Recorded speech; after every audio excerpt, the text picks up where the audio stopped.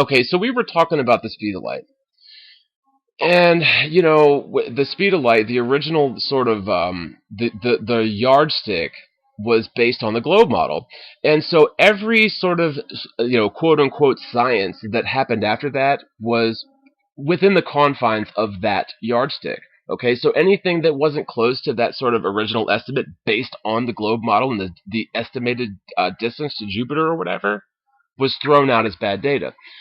And even to this day, you have college students at reputable colleges using very high-tech equipment replicating the experiments done hundreds of years ago, that if their results don't match what the ancients got, they throw that out also as bad data. And so it becomes not science, it becomes sort of coloring by numbers or science by numbers, and it is just a parody of science, in fact, right?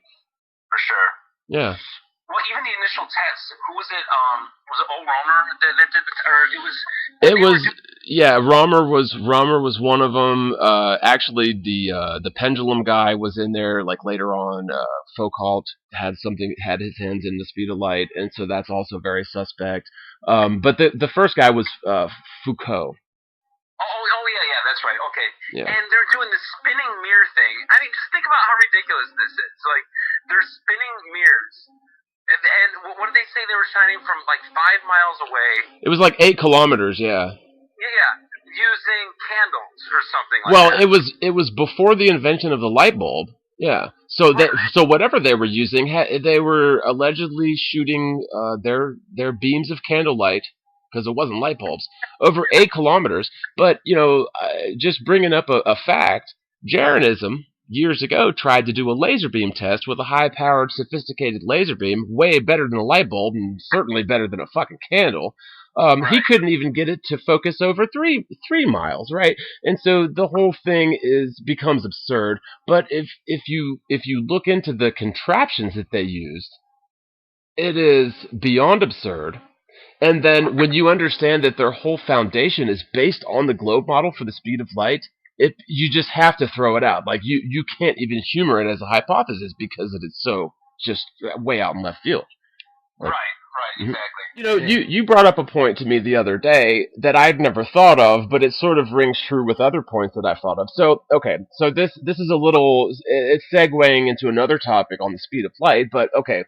So the speed of light assumes that light is, well, it's sort of a particle, and it's also sort of a wave for the whole double slit experiment, right? Right. If we put light in a wind chamber, right, why wouldn't it start blowing the light all over the place? Right. If it's a particle? That's a good question. So, right. So if light is sort of a particle, because they say that it is. They say that it's photons. They say that photons are little particles traveling through space to hit your eyeball.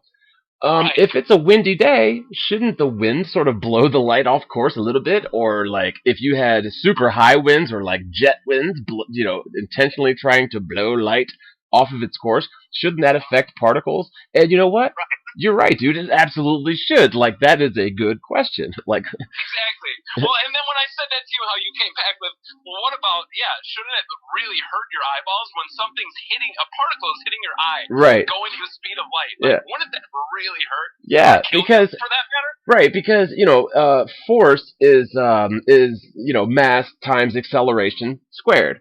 And so even if it's a tiny particle traveling at the speed of light, okay, so let's put it this way. Okay, so if you have a 10,000-pound truck that hits you at 10 miles an hour, that's going to hurt, right? But if you have a 10-pound object that hits you at 10,000 miles an hour, that's really going to hurt. I mean, you're going to die for sure. Okay, right. But if you have a photon-sized particle that hits you at the speed of light in your eyeball, shouldn't that hurt a little? Like, shouldn't it sting? Like, okay, come on, dude. Like, so light could not be a particle. I think we can agree on that, right? Oh, yeah, dude, for sure.